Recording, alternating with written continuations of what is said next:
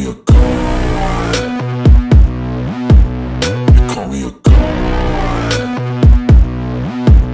You call me a god.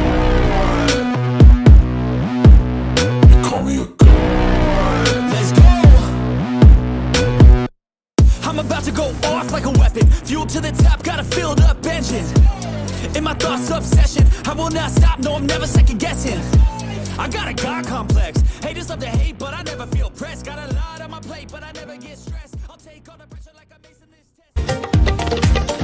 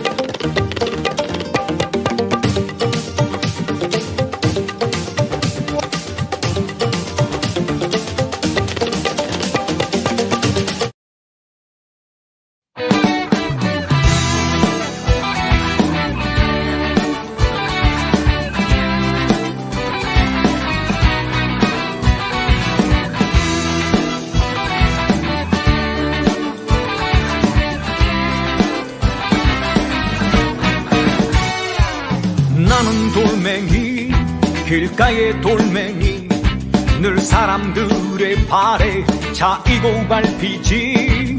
온몸이 찢겨 피투성이가 돼도 구르고 또 구른다. 밑바닥을 구른다. 하지만 쓰러지지 않아. 굴복하지 않는다. 밟을수록 자라는 살아있는 돌멩이. 마침내 세상을 두드려 깨고 바위가 될 거야.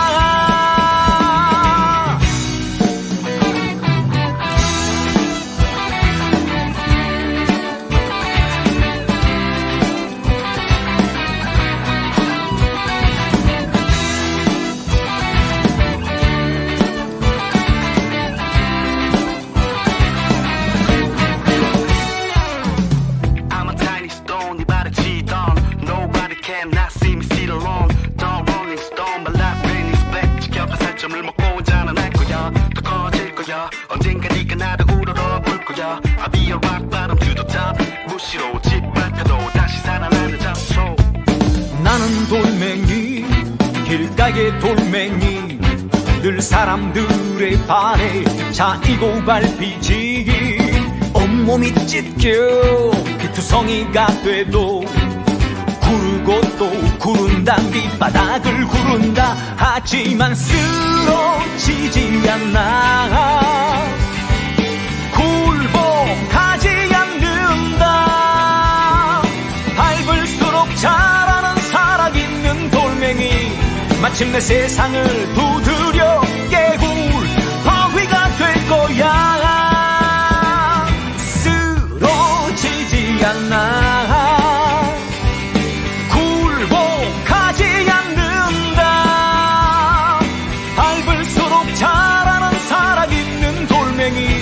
마침내 세상을 두드려 깨고 바위가 될 거야. 바위가 될 거야. 바위가 될 거야. 바위가 될 거야. 나는 돌멩이.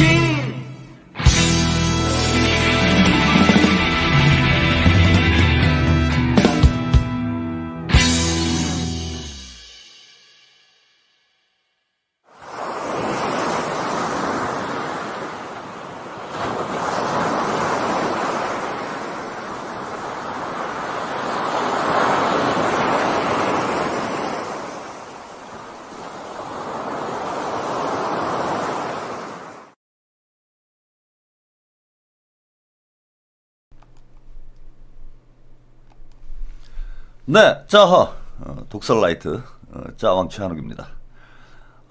이재명 후보님 이제 그 선거 이미지가 공개가 돼가지고 저도 배경화면을 이재명 후보님 이미지만 이제 변화를 줬습니다. 그 낮에는 오른쪽으로 이제 오른쪽으로 이동을 했는데 이재명 후보님이 주먹으로 저를 때리는 것 같다. 이런 이제 이런 어떤 그 의견이 있으셔가지고 제가 맞을 수는 없으니까요.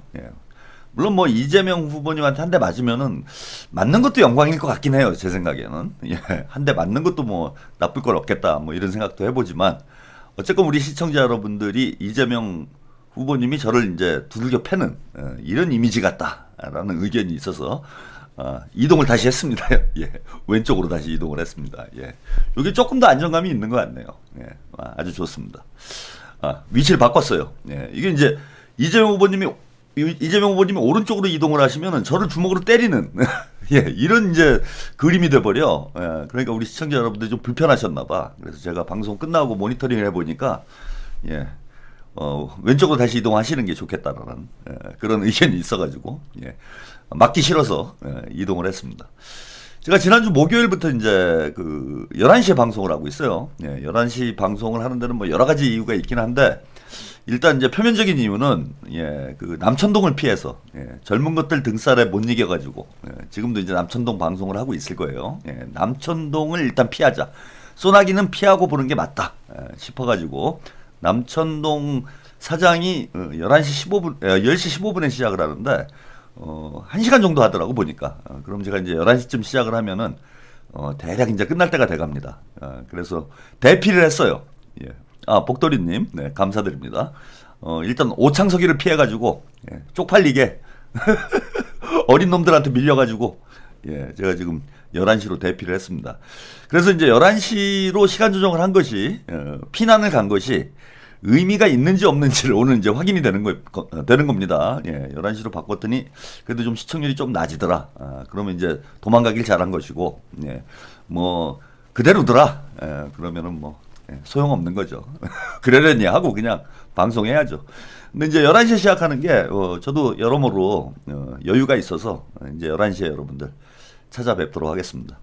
어제 이제 이재명 후보가, 예, 민주당 대선 후보로 선출이 되고 오늘 이제 첫 행보를 했어요. 근데 이제 첫날부터 시끌벅적합니다. 예, 시끌벅적해요. 예, 이재명다운 선거 행보가 아닌가 저는 생각을 하는데, 대담하고 도전적인 이런 이제 선거 정치를 지금까지 해왔는데, 선거운동 첫날부터, 예, 파격이 이어지고 있습니다. 예, 오늘 이제 가장 논란이 됐던 것은 현충원에 박정희와 누굽니까? 예, 박정희와 이승만이죠. 예, 이승만 묘를 참배를 한 것에 대해서, 예, 또 뭐 하루 종일 또 소란스러운 이런 것이 분위기가 있고, 예, 또 하나는 이제 상임선대위원장으로, 예, 보수의 책사로 알려진 윤여준 전 장관을 영입을 했어요. 예, 이것도 이제 시끌시끌합니다. 예, 이거는 완전히 우양화하는 거 아니냐, 예, 우경화하는 거 아니냐, 뭐 이런 또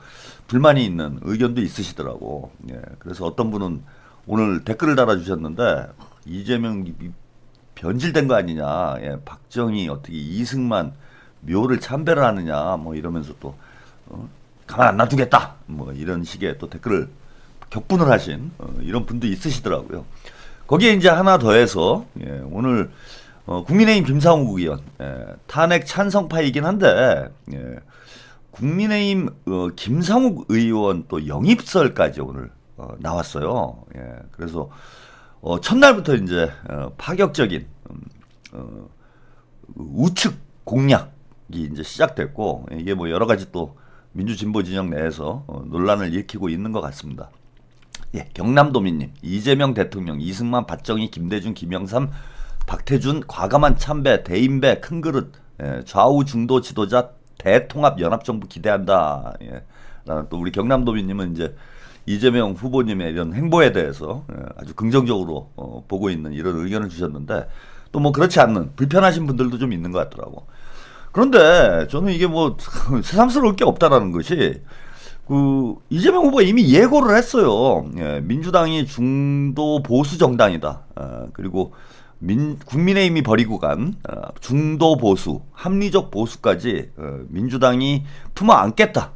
이런 이제 이야기를 이미 해왔고, 정책이나 공약 면에서도 중도 보수층을 겨냥한, 보수층을 겨냥한 이런 이제 우측을 공략하는 이런 정책 공약 행보를 또 해왔습니다. 예. 그러니 뭐 당연히 인적으로도, 예, 결국은 이제 중도 보수 노선의 핵심은 뭐 제가 낮에 인사가 만사다 뭐 이런 말씀 드렸는데, 결국 이제 용병을 어떻게 하느냐, 사람을 어떻게 쓰느냐, 여기서 이제 뚜렷하게 드러나게 되는데, 중도 보수 정당을 표방을 했으니까, 예, 당연히 중도 보수 성향의 인사들까지도, 예, 포용을 하는 이런 행보를 할 수밖에 없는 거예요. 해야 되는 거야. 그렇게 하겠다고 그랬으니까. 그래서 이재명 후보님의 오늘 이제 첫날 행보가 우리의 예상을 좀 뛰어넘는 우클릭 행보인 건 맞는데, 새삼스러울 건 없다. 제가 볼 때는 본인이 이야기한 대로 정치를 해나가고 있는 것이다. 저는 이렇게 생각을 합니다. 예. 특히 이제 DJP 연합의 이제 주역 중에 한 명이었죠. 예, 박태준 씨 묘도 참배를 했는데, 이건 뭐 김민석 의원이 즉석에서 제안을 했다고 그래요. 예, 김대중 전 대통령의 DJP 연합 이 정신을 계승하는 의미에서, 예, 오늘 박태준 씨의 묘도 참배를 하는 게 어떻겠느냐. 예, 그래서 이제 명확히 중도 보수 노선을 명확히 하기 위한 이런 오늘 행보가 아니었나 생각이 듭니다. 이런 이제 이재명 후보의 우측 공략이 민주당의 어떤 정체성을 포기하는 것 아닌가 뭐 이런 우려를 하시는 분들도 있는데 뭐 계속 오른쪽으로 가면은 이제 그건 맞죠. 계속 오른쪽만 겨냥을 하면은 맞지만은 지금 중도 보수에서 중도 진보까지 포괄하는 뭐 민주당을 그야말로 국민 정당으로 만들어 가겠다라는 게 이재명 대표의 구상이니까요. 한번 믿고 우리가 좀 지켜보면 될 것 같아요. 민주당의 뭐 김상욱 의원 이제 영입하는 것 가지고도 불만이 있으신 뭐 이런 분들이 있는데 172명의 민주당 의원이 있고 그 중에 한 명 이제 보수 진영에서 넘어온다고 해가지고 뭐 민주당의 정체성이 바뀌겠습니까? 민주당이 뭐 그렇게 허약한 정당이고 이재명 후보가 그렇게 허약한 인물입니까? 김상욱 하나 영입했다고 해서 민주당의 뭐 색깔이 달라지는 뭐 저는 그런 상황이 되지는 않을 거라고 봐요. 그래서 여러분들이 지금 어쨌건 합리적 저는 국민의힘을 이 기회에 대한민국 정치 지도에서 지워버려야 된다고 생각을 합니다. 국민의힘은 존재해서는 안 되는 정당이에요. 닭발 먹고 오리밥님 좌든 우든 일 잘하는 인재는 써야죠. 국익을 위해서. 우리 뭐 시청자 여러분들은 뭐 저도 뭐 중도 보수 노선에 대해서 뭐 긍정적으로 보는 입장에서 분석을 해왔기 때문에 뭐 찬욱TV 시청자 여러분은 대체로 이제 긍정적으로 보고 있으신 것 같아요. 그래서 뭐 일희일비하지 말고 우리가 한번 좀 지켜보면 이재명 후보의 구상이 점점 더 구체화되지 않겠나 저는 이렇게 보고 이 기회에 국민의힘을 완전히 대한민국 정치 지도에서 지워버려야 된다. 지워버리기 위해서는 민주당이 과감하게 합리적 보수, 중도 보수까지도 끌어안아야 돼요.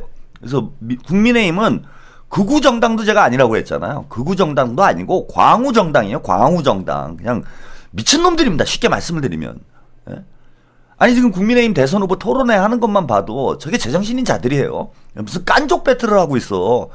대통령 후보로 나온다라는 자들이 한동훈하고 홍준표하고 토론하고 있는 거 보면 참 민망할 수준이에요. 민망할 수준. 민망한 수준입니다. 대한민국의 정치를 저렇게 희화화해도 되나. 우리 국민 유권자들을 완전히 모독하는 관객 모독이라는 예전에 뭐 연극이 있었는데 이건 유권자 모독이에요. 유권자 모독. 어디 뭐 인간 같지도 않은 사람들이 나와가지고 대선 후보가 되겠다라고 설치고 있는 것 자체가 대한민국의 얼굴에 먹칠을 하는 겁니다. 그래서 이 기회에 민주당이 대담하게 중도 보수 영역까지 그죠 확장을 해서 국민의힘을 완전히 광우 정당화해야 된다. 지구상에서 대한민국 정치 지도에서 사라지게 해야 된다. 완전히 지워버려야 된다. 저는 이렇게 생각을 합니다. 레도님 우측 영입으로 국민의힘 지워버리자. 그래서 저는 뭐 김상욱 의원이 들어올지 안 들어올지 모르겠어요. 근데 이런 시도는 좋다. 지금 김상욱이 국민의힘에서 완전히 왕따인데 그 다음에 이제 어쨌건 영남권 국회의원이잖아요. 민주당이 영남권에서 취약한데 이 기회에 뭐 우리가 대화가 되는 사람이라면 제가 볼 때는 뭐 민주당이 진짜로 중도 보수 노선을 가는 거라면은 김상욱 정도를 못 끌어안을 이유가 저는 없다고 봐요. 충분히 끌어안을 수 있다. 그래서 영남권 공략 그러니까 우측 날개를 공략하는 측면에서도 의미가 있고 또 동진 전략에서도 의미가 있다고 봐요. 영남권을 공략하는 데서도 의미가 있는 뭐 양수 겸장입니다. 그래서 지금 국민의힘에서는 발붙이기 힘들 정도의 지금 정도로 고립되어 있는 김상욱 의원에게 저는 기회를 대담하게 줘야 된다. 아니면 말고 본인이 싫으면 거기서 계속 혼자서 왕따로 살고 아니면 민주당으로 대담하게 와가지고 이재명 민주당의 오른쪽을 담당해라. 우측 날개를. 민주당에는 왼쪽 날개도 있고 오른쪽 날개도 있는데 뭐 김상욱, 윤여준 이런 사람이 오른쪽 담당하고 저 같은 사람이 또 왼쪽 담당하고 그리고 좌우로 이영희 선생님이 말씀하셨듯이 뭐 새는 좌우의 날개로 난다 뭐 이런 얘기를 했는데 몸통이 딱 서 있으니까 중심이 딱 서 있는 상황이니까 왼쪽 날개 오른쪽 날개 다 펼쳐가지고 국민 모두를 품어 안을 수 있는 그러한 국민 정당으로 저는 이 기회에 발돋움을 해야 되지 않겠나.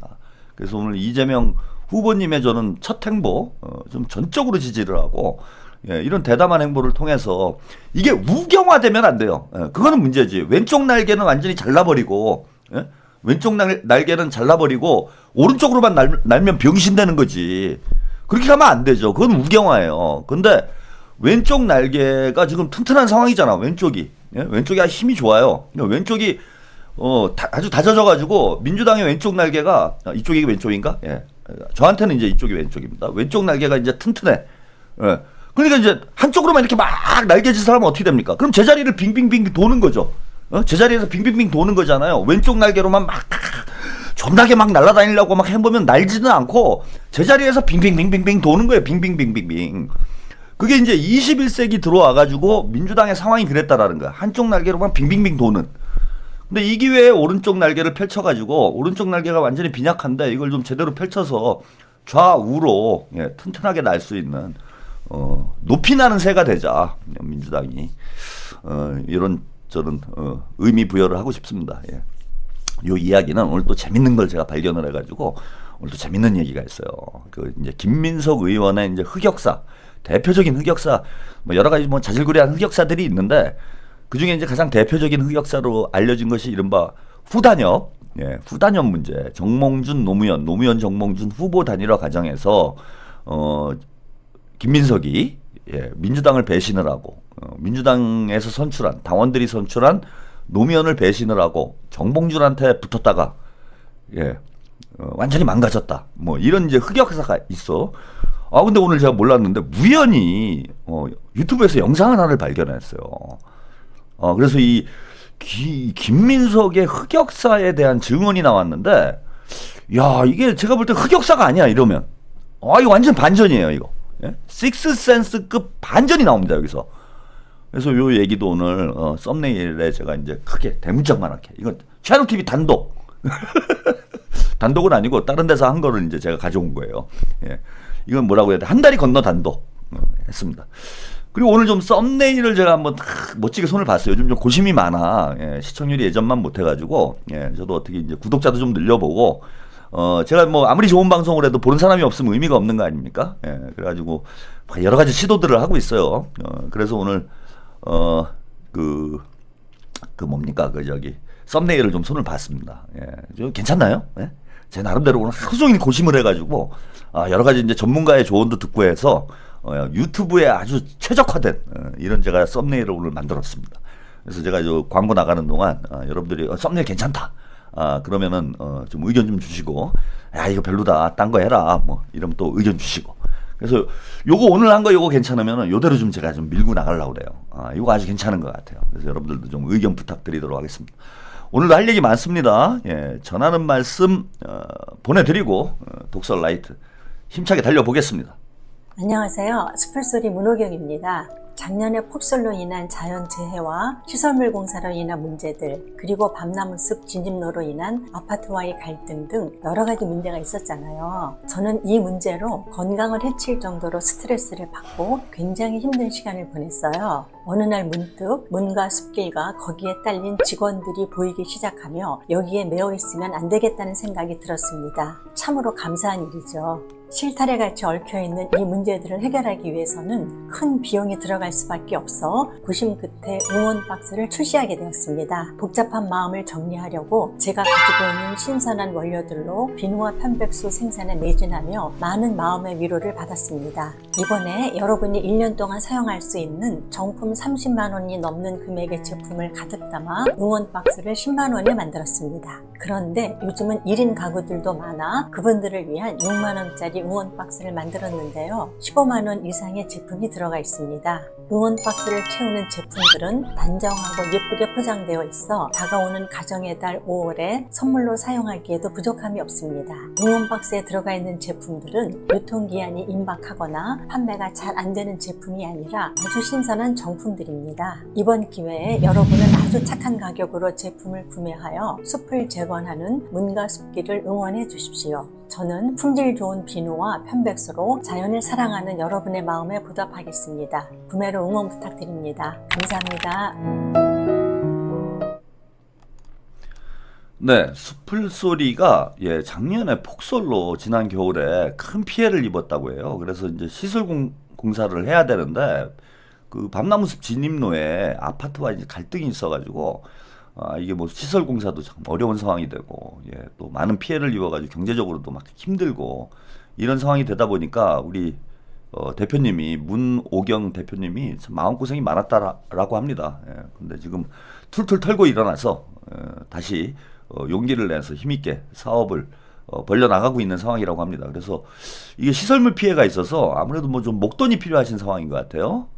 그래서 지금 아주 저렴한 가격에 응원 박스를 출시를 해서 우리 시청자 여러분들도 도움이 되고 우리 소비자 여러분들도 도움이 되고 또 숲을소리에서는 이제 작은 문제를 해결할 수 있는 응원 박스를 준비를 했습니다. 그래서 1년 동안 4인 가족, 가족들이 함께 사용할 수 있는 여기에 이제 요거 편백수뿐만 아니라 밤꿀 비누, 비누까지 이게 제품들은 저도 이제 뭐 몇 년째 광고를 하면서 많이 사용을 해보고 있는데 뭐 진짜 나무랄 데가 없을 만큼 너무 좋습니다. 화장품이 필요가 없을 만큼 이 비누의 효과도 탁월합니다. 그래서 1년 동안 사용할 수 있는 정품으로 하면은 30만 원이 넘는 이 금액의 제품을 이 응원 박스에 담아가지고 10만 원으로 단 10만 원에 지금 판매를 하고 있어요.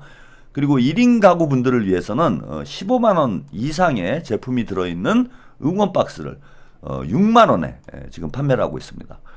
지금 단정하고 예쁘게 또 포장까지 잘 돼 있어가지고 이제 곧 가정의 달이 오죠. 5월은 이제 가정의 달인데 가정의 달에 여러분들이 또 여기저기 선물하셔야 될 때가 많으실 텐데 선물용으로도 손색이 없습니다. 좋은 제품을 만들기 위해서 우리 노력하시는 숲을소리 편백수 여러분들이 좀 어려울 때 많은 도움을 좀 주셨으면 합니다. 그리고 뭐 제품 뭐 1년치 사 두시면은 두고두고 여러분들이 사용하실 수 있으니까요. 이 기회에 저렴한 가격에 여러분들도 윈윈하고 윈윈이 아니죠. 숲을소리도 윈하는 한마디로 윈윈하는 소비가 될 수 있습니다. 숲을소리 편백수 많은 응원 부탁드리도록 하겠습니다. 자, 본격적인 얘기를 하기 앞서서요. 먼저 그 여론조사 오늘 여론조사가 3곳이나 나왔어요. 그래서 뭐 사실 지금 제가 여론조사를 뭐 소개해 드리는 게 의미가 없을 정도로 이재명 후보가 거의 뭐 콘크리트 수준의 이런 지지율을 계속 유지를 하고 있습니다. 50%대에 육박하는 압도적인 지지율을 지금 계속 기록하고 있는 상황이어서 사실 뭐 여론조사를 이것저것 비교하는 것 자체가 의미가 없어요. 그래도 여러분들이 또 걱정하시는 분들이 있으니까 제가 뭐 이미 지난주에 이재명 후보 지지율이 이제 천정을 뚫고 나갔다 이렇게 말씀을 드렸는데 이번 주말 사이에 이제 이루어진 여론조사들이 오늘 이제 발표가 됐는데 이번 주 후반 정도가 되면은 이제 그 컨벤션 효과라고 그러죠. 컨벤션 효과가 반영이 된 이재명 후보가 어쨌건 대선 후보로 선출이 됐고 저는 이제 대선 후보 이 선출 과정에서 이제 많은 이제 주목을 받잖아요. 주목을 받게 되면은 이제 지지율 상승 효과가 나타납니다. 이걸 이른바 이제 여론조사 전문가들은 컨벤션 효과라고 해요. 컨벤션 효과 플러스 저는 이제 그 밴드웨건 효과까지 나타날 것이다. 90%의 압도적인 지지로 이재명 후보가 대선 후보가 됐기 때문에 이재명 대세론이 더 탄력을 받는 이런 상황이 되지 않겠나 이렇게 예상이 됩니다. 그래서 이번 주 초에 나온 여론조사보다 주 후에 나온 여론조사가 조금 더 상승하는 그런 좀 결과값이 나오지 않을까 그렇게 기대를 해보고 있어요. 근데 사실 이게 컨벤션 효과나 밴드웨건 효과가 나타날까? 라는 데 대한 또 의구심도 있어. 그 의구심은 뭐냐 하면은 이미 박스권이에요. 박스권. 천정을 뚫고 나가버렸어요. 여론조사가. 그래서 더 이상 이제 지지율을 더 높일 수가 없는 그런 상황이 나왔습니다. 그래서 역대로 보면은 박근혜 지지율이 이제 가장 높았죠. 대선 대통령이 될 때 51%, 뭐 5.16 반올림에서 5.16이 나왔어요. 그래서 뭐 부정선거 한 거 아니냐 이런 말들도 있었는데 50% 이상을 득표한 후보는 박근혜가 유일해요. 근데 이재명 후보 지지율이 박근혜 지지율을 이미 초과한 상태이기 때문에 뭐 흔히 뭐 콘크리트 30이라고 얘기하지 않습니까? 콘크리트 물론 저기 윤석열이 탄핵이 돼서 콘크리트가 조금 와해돼 있는 상태이긴 한데 그래도 기본적으로 대한민국 유권자들의 30% 정도는 무조건 국민의힘을 찍는 뭐 이런 사람들이 있기 때문에 50% 이상을 돌파하는 게 사실 쉽지가 않습니다. 어떤 구도에서건. 예. 근데 이미 여론조사를 해보면은 뭐 한 절반 이상이 50%가 넘는 지지율이 나오고 있는 상태예요.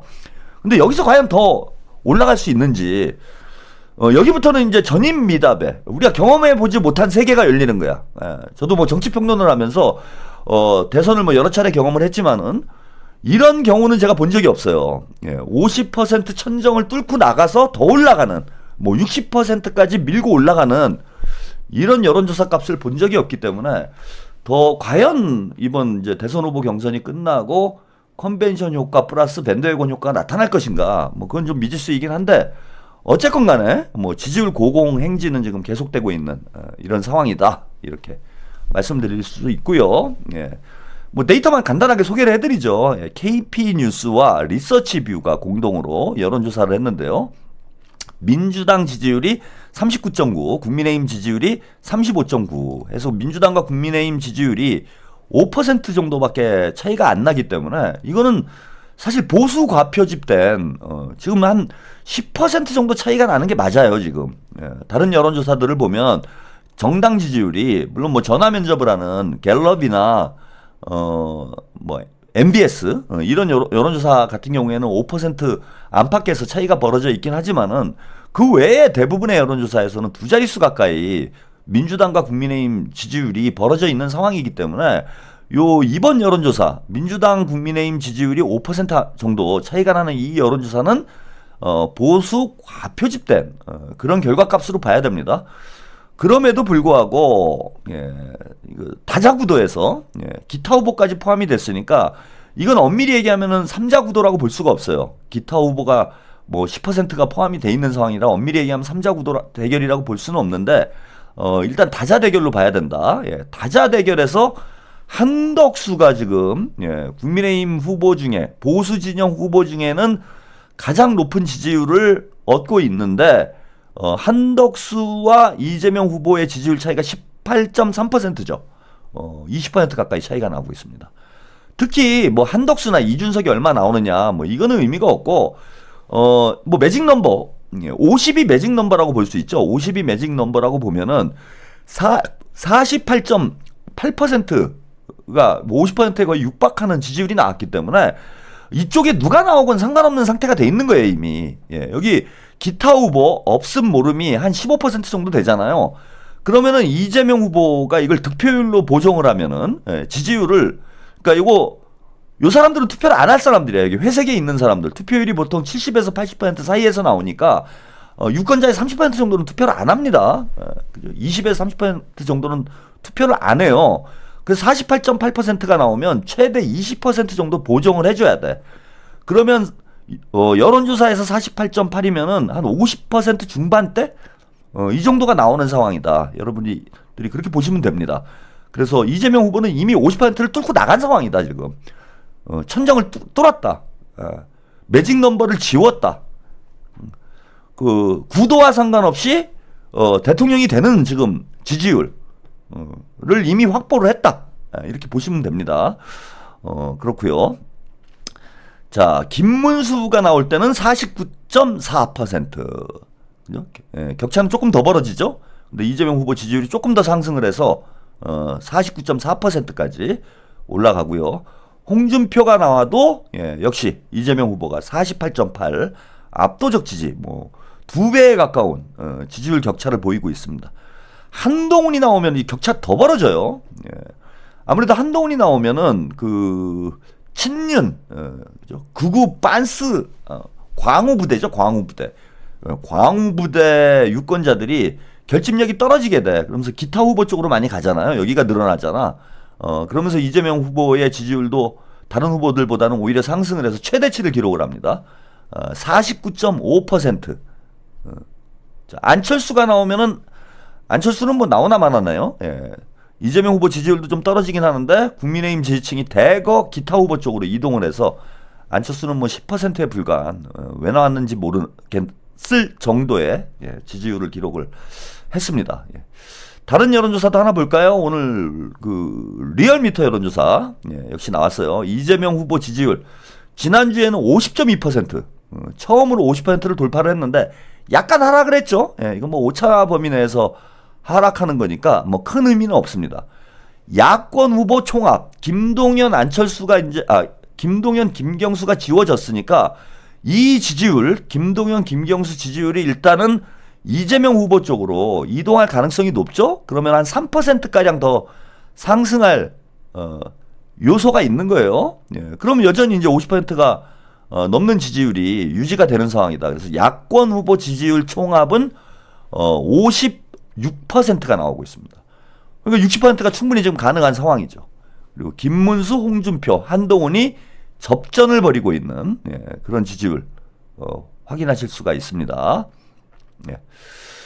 그리고 대선 구도와 관련해서는 정권 교체가 56.8, 3.1% 하락했고요. 정권 연장이 37.7로 3.4%가 상승을 했습니다. 여전히 60%에 가까운 정권 교체 요구가 있기 때문에 이재명 후보가 60%까지도 충분히 득표가 가능한 이런 상황이 아닌가 이렇게 보입니다.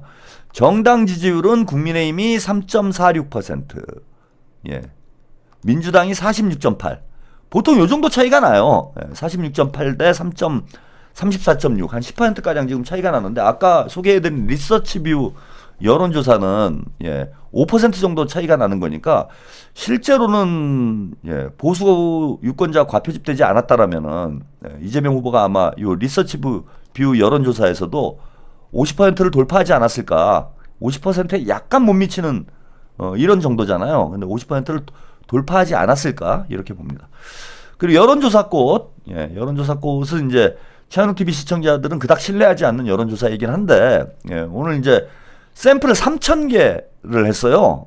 그래서 뭐 김어준 때문에 하우스 이펙트가 강하게 나타난다. 그래서 조금 민주당이나 진보 진영에 유리한 여론조사 값이 나오는 거 아니냐 이런 이제 평도 있긴 한데 이게 이제 그 샘플이 한 3,000개 정도 되면은 상당한 신뢰도가 있는 그런 여론조사를 볼 수가 있습니다. 3,000개 정도는 우리가 유의미하게 봐야 된다. 그러니까 하우스 이펙트를 어느 정도 상쇄할 수 있을 정도의 이제 샘플이 확보가 된 거죠. 그런 면에서 보면은 여론조사 꽃의 데이터도 우리가 좀 신중하게 볼 필요가 있지 않나 이렇게 보이고요. 자 보시면은 역시 민주당 지지율이 50%가 넘어갔죠. 요게 거의 맞는 것 같아요. 그리고 국민의힘이 31.9 해서 지금 조국 혁신당과 민주당 지지율을 합치면은 뭐 진보당까지 포함을 하면은 한 55% 정도가 됩니다. 55% 정도. 그러니까 60%에 육박하는 이런 지지율이 나오고 있는데 요 정권 교체가 67%까지 나오니까요. 여기서는 이 지지율이 상당히 맞지 않나 보입니다. 그렇고요. 이재명, 한덕수 이거 3자 구도. 여기 진보당의 김재현 후보가 어쨌건 진보당에서 대선 후보로 선출이 됐으니까 진보당까지 이제 포함해서 여론조사를 해보니까 이준석을 뺀 건가요? 여론조사를 해보니까 이재명 후보가 51.2%, 50%가 넘는 이런 여론조사 결과가 나왔습니다. 뭐 요 정도 간단하게 뭐 대체로 지금 다 비슷하죠. 여론조사 꽃만 이렇게 튀는 결과가 나오는 게 아니라 지금 아까 리서치뷰 여론조사도 그렇고 리얼미터 여론조사 그 다음에 여론조사 꽃 여론조사가 거의 대동소이합니다. 대동소이한 건 뭐냐면 이재명 후보 지지율이 50% 언저리에 있다. 언저리에 있다라는 건 거의 모든 여론조사가 이렇게 나와요. 어디서 여론조사를 하건 뭐 3자 구도 내지 양자 대결에서 이재명 후보가 50%를 넘거나 40% 극후반 지금 지지율이 나오고 있는 상황이고 보수 진영이 어쨌건 이준석과 국민의힘으로 지금 분열돼 있는 상황이어서 더 이제 표가 분산되는 이런 일까지 벌어지긴 하지만은 이 국민의힘 후보와 이재명 후보와의 지지율 격차가 거의 2배가량 이렇게 벌어져 있는 상황입니다. 복만사님, 오늘이 이순신 장군님 탄신일인데 이재명 대선 후보 확정 첫 행보하는 날과 소름 돋게 같네요. 짜왕님이 언급이 없는 거 보니까 모르는군요. 자기 필요할 때만 장군님 픽업해서 방송 컨텐츠로 써먹는 짜왕은 진짜 이 시대의 시크한 멋쟁이 평론가가 맞는 것 같아요. 계속 그렇게 하면 장군님 삐집. 끝나고 이제 장군님 생일잔치 할 겁니다. 예, 방송 끝나고. 예, 아유, 재밌습니다. 우리 목만사님. 예. 그래서 이재명 후보가 40% 극 후반에서 50% 초반 정도의 지지율이 나오고 있는 것은 뭐 기정사실인 것 같고, 점점 더 지지율이 저는 상승할 가능성이 있다고 봐요. 최대 한계치가 있겠지만은 60%까지 충분히 도전해 볼 만한 그런 형국이 아닌가 이렇게 생각이 들고, 자, 이재명 후보가 이제 굳히기에 들어간 거예요 오늘. 네, 저는 오늘 이제 대선 행보를 그렇게 봅니다. 여기에 만족하지 않고 압도적인 정권 교체, 압도적인 승리를 해서 정말 대한민국을 새롭게 만드는, 진짜 대한민국을 만들기 위한 정치적 동력을 대선에서 만들어내겠다. 예. 이재명 후보의 지금 대선 목표는 단지 정권 교체가 아니에요. 예? 그냥 1등 해가지고 대통령 되는 게 지금 목표가 아닙니다. 이재명 후보는 누차 말씀드린 대로 본인이 권력을 갖기 위해서, 혹은 부를 얻기 위해서, 혹은 유명세를 얻기 위해서 대통령이 되고자 하는 사람이 아니에요. 이재명은 권한이 필요한 사람이야. 나에게 권한을 달라. 국민들을 위해서 일할 수 있는 나에게 권한을 달라. 그 권한을 갖기 위해서, 국민들에게 봉사할 수 있는 권한을 갖기 위해서 대선에 출마를 한 겁니다. 이재명 후보는. 그러면 이재명 후보가 더 많은 권한을 갖기 위해서는, 예, 그냥 정권 교체 승리하는 것만으로는 부족해요. 제가 말씀드린 대로 60%까지 대한민국 헌정사에 유례가 없는 압도적인 지지로 압도적인 정권 교체를 해야 됩니다. 그래서 저는 대한민국에 두 번 다시 오기 힘든 지금 절호의 기회예요. 절호의 기회입니다. 이게 왜 그러냐? 자, 노무현 대통령이 집권했을 때는 여소야대였어요. 문재인 대통령이 집권했을 때도 역시 여소야대였습니다. 집권 전반기에는 개혁을 밀고 나갈 수 있는 정치적 동력이 부족했어요. 집권을 했지만은 한계가 있었어. 국회의 장벽을 넘어서기가 어려웠습니다. 그래서 문재인 정부는 물론 나중에 집권 중반이죠. 2020년에 총선에서 180석이 넘는 압도적인 의석을 확보하긴 했는데, 그러면 이제 과감하게 개혁을 했어야 되는데, 문제는 이제 벌써 집권 중반을 넘었다라는 거. 예. 이제는 개혁을 밀고 나가기에는 조금 힘이 빠져 있는 상황이 돼버렸다라는 것.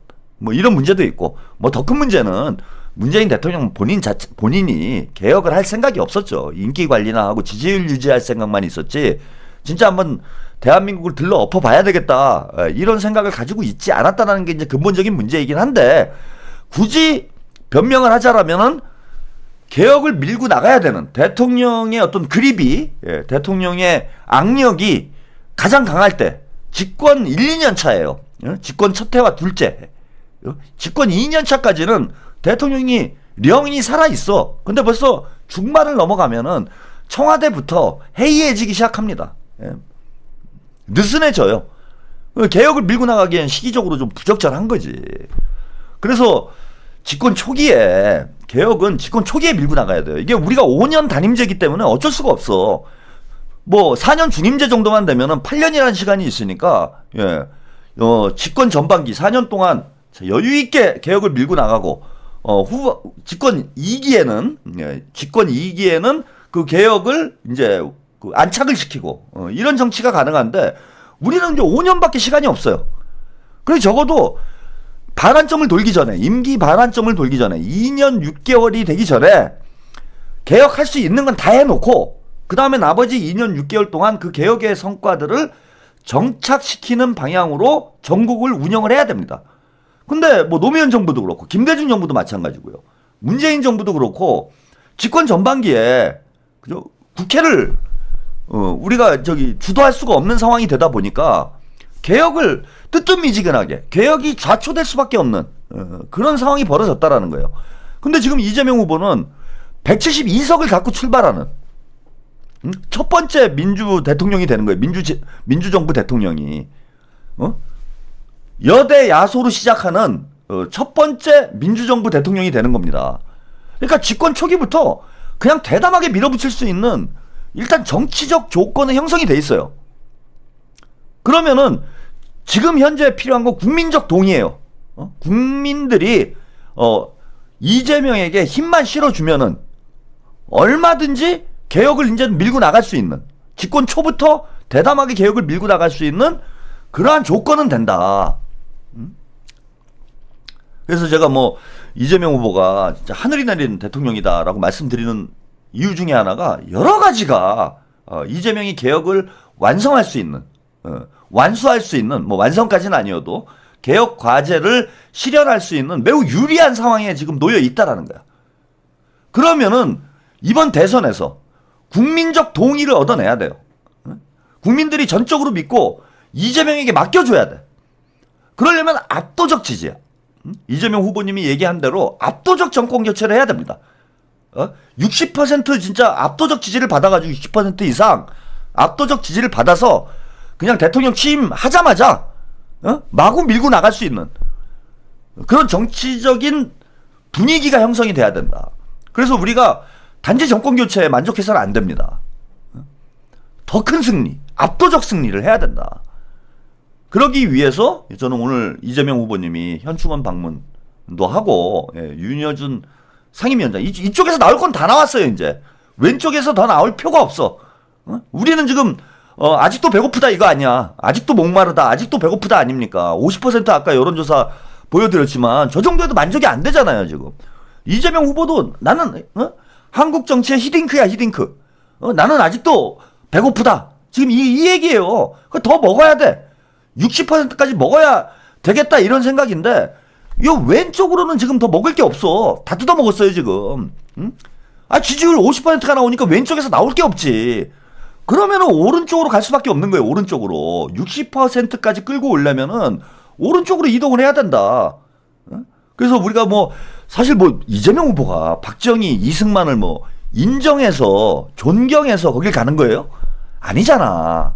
그 메시지가 박정희를 역사적으로 재평가를 하자 이런 말을 했으면 그건 문제가 될 수도 있어요. 근데 오늘 한 얘기는 뭐냐면은 이재명 후보님이 그거는 이 정치권에서까지 뭐 이런 어떤 그 역사의 인물에 대해서 논쟁을 하고 이런 거 가지고 과거의 지난 일 가지고 싸울 필요 있겠느냐. 그거는 강단에서 하면 된다. 역사적 인물에 대한 평가는 강단에서 하면 돼요. 지금 우리가 그런 거 가지고 안 싸우잖아. 뭐 예컨대 조선시대 때 고종이 뭡니까 그 명성황후가 잘했냐 못했냐 이걸 가지고 국회에 모여가지고 무슨 명성황후냐 그게 민비지. 구판이나 벌려가지고 나라 말아먹은 여자를 무슨 명성황후라고 뮤지컬까지 만들어가고 떠받들고 드라마 만들고 뭐 이런 짓거리 하느냐. 이런 거 가지고 싸우진 않잖아 국회에서. 물론 이승만과 박정희는 한국 근현대사 인물이고, 지금 현재까지도 한국 정치에 미치는 영향이 많기 때문에 역사에 대한 역사적 평가의 문제가 정치에 영향을 주는 건 있어요. 영향을 줄 수밖에 없는 상황은 있는 거야. 하지만 그거는 학계에서 해결해야 될 문제야. 학계에서. 정치가 뭐 국회에서 그거 가지고 싸울 필요는 없잖아. 물론 이제 그런 건 해야지. 뭐 미친놈들이 무슨 기념관 만들자, 뭐 이승만 기념관 만들자, 박정희 기념관 만들자, 뭐 이런 걸 국가 세금을 뜯어가지고 그런 짓거리 하는 거는 뭐 그건 국회 차원에서 협의를 해서 막으면 될 문제지만은 박정희가 어떠냐, 뭐 이런 인물에 대한 평가는 역사학자들이 하면 되는 거예요. 그리고 이재명 후보가 박정희 묘를 지금 참배를 하면서 박정희는 뭐 큰 공을 세웠다 이런 얘기를 한 게 아니잖아. 이승만이 뭐 나라를 건국했다 이런 얘기를 한 게 아니에요. 다 어떤 인물이건 간에 공과 과가 있다 이 얘기만 했어 오늘. 그게 전부 다잖아요. 그죠? 김대중 대통령이건 노무현 대통령이건 박정희건 이승만이건 어떤 대통령이건 다 공과가 있다. 이게 오늘 발언한 거에 전부 다야. 즉 가치 중립적인 행보를 한 거예요. 이거는 가치 중립적인 행보를 한 거야. 친박정희 뭐 예컨대 민주당 정치인들 중에서도 선거 때 되면 간혹 그런 얘기 하는 사람들이 있어요. 특히 이제 수박들이 그런 얘기 하지. 박정희 대통령이 뭐 독재를 하긴 했지만은 산업화를 이룬 데 대해서는 참 큰 뭐 업적이 있다. 박정희 경제 정책에 대해서는 우리가 뭐 배울 게 있다. 뭐 이런 얘기 하는 사람들이 있어. 우리가 이제 주로 수박 정치인들이라고 하는 사람들이 그래요. 그건 저는 잘못됐다고 봐요. 그렇게 공을 뭐 평가하는 게 공인지도 모르겠고 제가 그게 산업화라고 얘기할 수 있는지 뭐 제대로 이분들이 뭐 경제 공부를 한 것인지는 잘 모르겠는데 그런 가치 평가를 하는 문제는 정치인들 입 밖으로 나오면 안 돼요. 보수 진영에서는 할 수 있겠지. 와, 박정희가 대단하다. 그 보수 진영에서 뭐 그런 소리 하면 되는 거고. 우리는 김대중 노무현 두 분의 대통령이 대단하다 이런 얘기는 하잖아. 뭐 그런 차원의 문제지. 뭘 박정희가 우리가 평가할 게 뭐 있습니까? 전두환은 평가할 게 뭐 있어요, 우리가.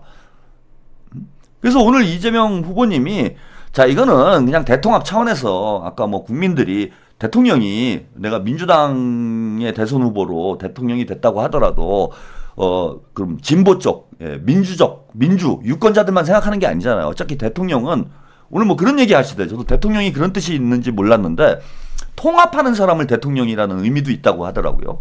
대통. 크게 하나로 묶는 사람을 대통령이라고 한다. 큰 지도자인 거지.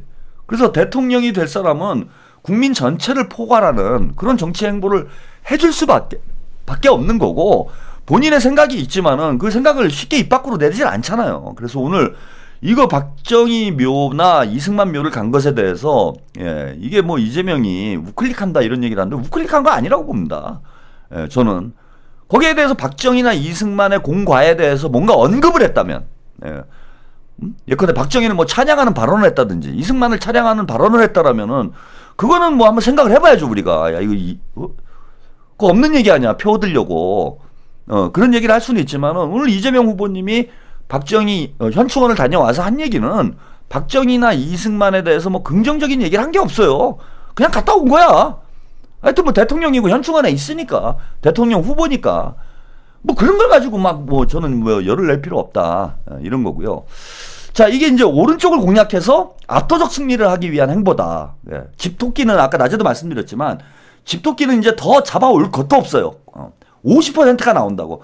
그 10%를 오른쪽을 공격해가지고 오른쪽을 공략해서 10%를 더 끌어와서 개혁을 밀고 나갈 수 있는 그 강력한 정치적 동력을 만들어내야 된다. 뭐 그 중에 하나가 자, 오늘 조선일보에서 보도가 됐는데 이게 사실인지 아닌지는 잘 모르겠어요. 근데 할 수 있는 일이라고 봐. 오늘 현충원에서 이재명 후보가 그런 단어를 썼어요. 구동존이. 즉 무슨 얘기냐? 같은 건 구하고 다른 건 그대로 놔둔다는 뜻이에요.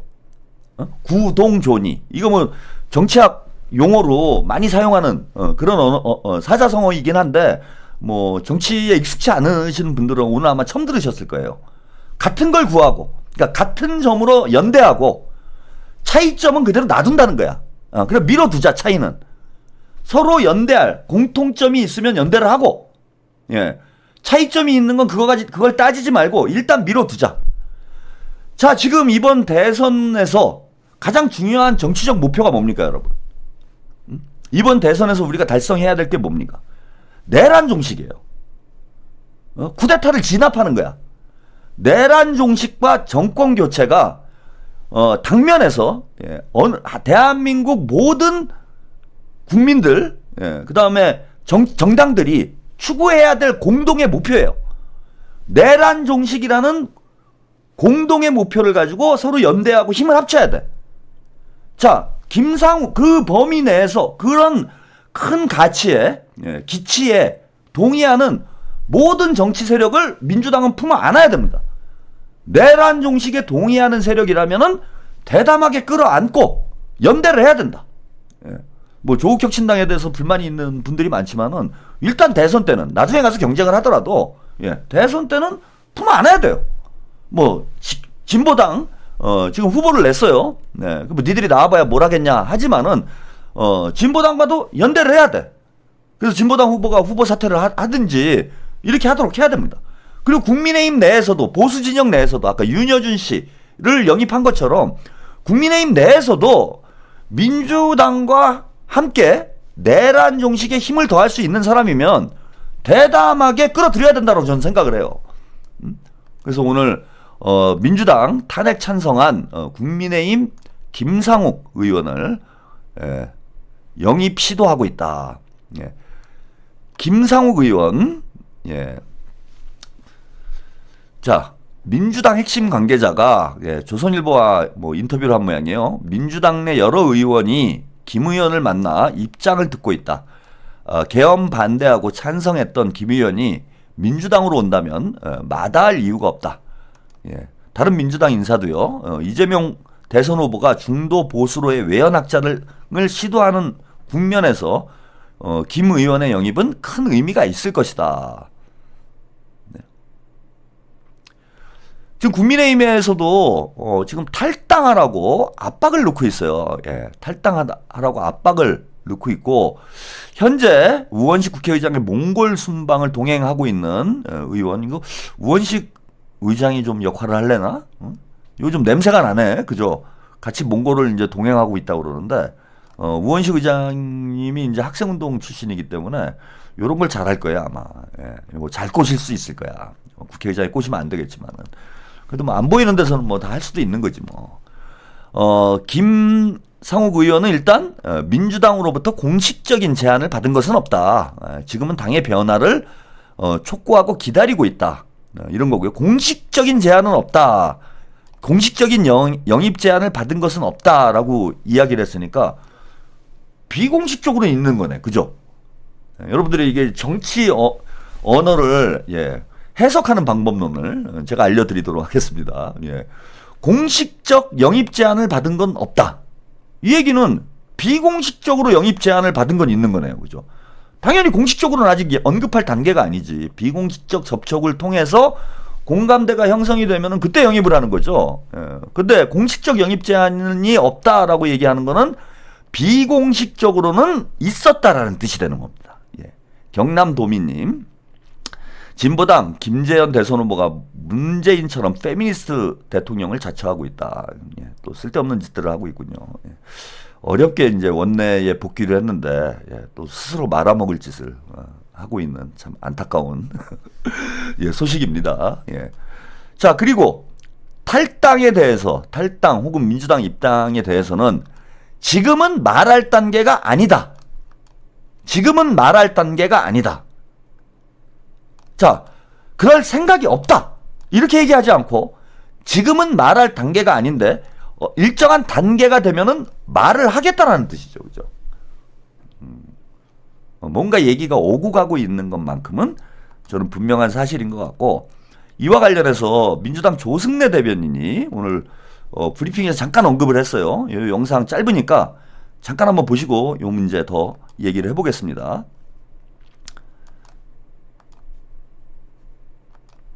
네, 영상이 짧으니까요. 잠깐 보시겠습니다. 저한테 물어보세요. 그 민주당이 국민의힘 김상욱 의원을 영입 시도하고 있다 이런 기사가 아까 났는데 혹시 뭐 국민의힘이라도 뭐 외연 확장을 위해서 영입하실 생각이 있으신가요?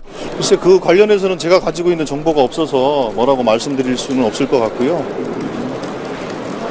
그러나 저희 민주당은 그 헌법 질서를 수호하고자 하는 사람들과는 손을 잡겠다는 말씀 이미 수차례 말씀을 드렸기 때문에 그런 원론적인 답변을 드려야 될 것 같고, 구체적으로 김상욱 의원과 관련된 어떤 것들이 진행되고 있는지는 제가 갖고 있는 정보는 없습니다.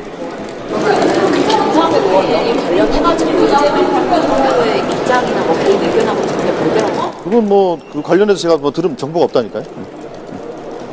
예, 고생하셨어요. 네, 조승래 대변인은 원론적인 입장을 밝혔어요. 예. 그런 바가 없다. 이건데 이렇게 얘기한 게 아니라 본인이 들은 바가 없다. 본인이 들은 바가 없다라고 얘기를 했으니까 본인이 그런 문제를 언급할 지금 단계는 아닌 거죠. 즉 공식적으로 언급되는 단계는 아닌 거예요. 아마 조승래 대변인도 이런 논의가 있는지 없는지는 어느 정도는 알고 있을 것 같은데, 알고 있을 것 같은데 공식적 차원에서 지금 논의되는 단계는 아니니까 들은 바가 없다라는 입장을 좀 얘기를 한 겁니다. 그래서 민주당에서 어쨌건 접촉을 시도하고 있는 것 같고, 조승래 대변인님도 원칙적으로는 이야기를 했어요. 뭐냐, 헌법 질서를 수호하려는 세력하고는 손을 잡겠다라는 게 이제 민주당의 기본 입장이다. 그런 입장에서 보면은 김상욱 의원은 어쨌건 내란 계엄에 반대를 했고 윤석열 탄핵에 동의를 했기 때문에 헌법 질서를 수호하려는 세력의 범위에 들어온다. 중도 혹은 합리적 보수라고 우리가 볼 수가 있다. 그러면 우측 공략을 하기 위해서 김상욱 의원을 영입하는데 만약에 성공을 한다면 저는 아주 의미 있는 결과가 되지 않을까 생각이 들고, 국민의힘 내부에서도 상당한 동요가 발생할 가능성이 있어요. 이 사람 한 사람 때문에 국민의힘이 와야 된다 뭐 이런 정도는 아니겠지만은 국민의힘 내부에서 탄핵에 찬성했던 세력들 그리고 이재명 후보가 지금 대통령이 될 가능성이 뭐 어느 때보다도 높은 상황이기 때문에 그리고 국민의힘이 정당 해산을 당하거나 혹은 국민의힘에 계속 남아 있다가는 내란 공범으로 처벌을 받을 수 있는 이런 뭐 상황에 놓여 있다라는 걸 뭐 본인들도 어느 정도는 알 겁니다. 그래서 적극적으로 내란에 동조하거나 가담하지 않은 뭐 이런 정치인들 혹은 또 탄핵에 찬성표를 던졌던 정치인들 충분히 고심할 수 있어요. 그래서 지금 개혁 신당까지 포함해서 192석 아닙니까? 192석인데 8석만 움직이면은 개헌 의석을 일단 확보를 할 수 있어요. 국민의힘을 완전히 무너뜨릴 수 있는 그런 의석 확보가 가능하다. 그래서 꼭 뭐 대선에 표가 되느냐 안 되느냐 저는 이걸 따지기 전에 지금은 하나라도 금배지를 끌고 들어올 수 있으면 최대한 끌고 들어와야 된다. 그래서 200석에 육박하는 의석을 확보해야 이재명 후보가 얘기했던 대로 특히 집권 초기에 개헌을 추진하겠다라고 얘기를 했잖아요. 이재명 후보가 4년 중임제 개헌을 단계별로 해서 집권 초기에 추진하겠다라고 얘기를 했는데 다음 총선이 오기 전에 그죠? 오기 전에 개헌을 밀고 나가야 집권 초기에 4년 중임제로의 변동이 가능해요. 그럼 국민의힘을 더 흔들어서 민주당이 최대한 의석을 확보하는 방향으로 가야 된다. 그래서 8명을 한꺼번에 다 빼내올 수는 없겠지만은 빼내올 수 있는 만큼 빼내오고 또 명태균이 보낼 애들이 있어. 명태균한테 이제 상납하고 이런 애들이 있습니다. 명태균한테 공천받은 애들. 얘네들 재선거하고 이래서 8석 확보를 해서 개헌까지 집권초에 저는 밀고 나가야 된다. 그런 차원에서도 김상욱 의원을 영입하는 거는 저는 의미 있는 행보고 지금 적극적으로 민주당에서 추진을 해야 된다. 그리고 김상욱 의원 본인도 그래요. 지역구가 울산이잖아요. 울산은 솔직히 민주당으로 와도 해볼 만한 곳이야. 국민의힘이 뭐 깃발만 꽂으면 이기는 데가 아니잖아요. 부울경 지역은. 뭐 예를 들어서 김상욱 의원 지역구가 뭐 대구야. 뭐 경북이야. TK 쪽이야. 그럼 민주당으로 오는 게 고민될 수도 있지. 그런데 울산 PK 쪽에서는 충분히 해볼 만해요. 얼마든지 싸워볼 만해. 민주당으로 오면은.